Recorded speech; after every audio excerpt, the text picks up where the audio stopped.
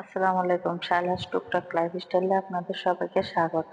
আমার মা রান্না করার জন্য বট নিয়ে নিয়েছে। তো এগুলো অনেকদিন ধরে পরিষ্কার করছে। পরিষ্কার করার পর আজকে রান্না করবে। তো ফার্স্টে তেজপাতা, হলুদের গুঁড়া পরিমাণ মতো দিয়ে দিতেছে।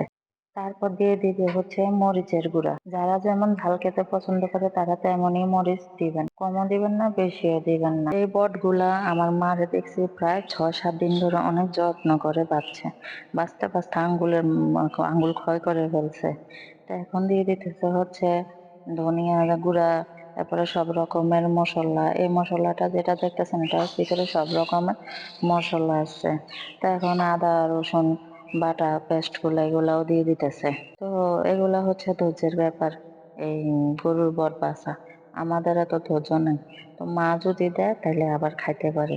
তো এই যে দেখতেছেন যে পরিমাণ মতো এই লবণও দিয়ে দিছে। কথা বলতে বলতে বাকি কি কি দিছে এগুলা বলতে ভুলে গেছি। এই যে পরিমাণ মতো পেঁয়াজ, পেঁয়াজ একটু বেশি দিবেন, জানি এখন পেঁয়াজের দাম বেশি, তবুও পেঁয়াজ বেশি করে দিয়ে দিবেন। তো আর কি এই যে ইচ্ছা মতো মাখতে আছে। তো মাখতে মাখতে দেখেন যে সব পেঁয়াজগুলো ভালোভাবে ইচ্ছা মতো মাখতেছে। মাখতে মাখতে একবারে দেখেন যে হাত মাত একবারে পুরাই লাল বানায় লাইছে। এই যে দেখতেছেন তো আপনারা দেখেন কিভাবে মাখতাছে। এই যে ইচ্ছা মতো মাখতাছে দেখেন। তো এগুলা তো সবাই পারেন আপনারা। ও এখন ওই যে আস্তে আস্তে মশলা দিয়ে দিছে।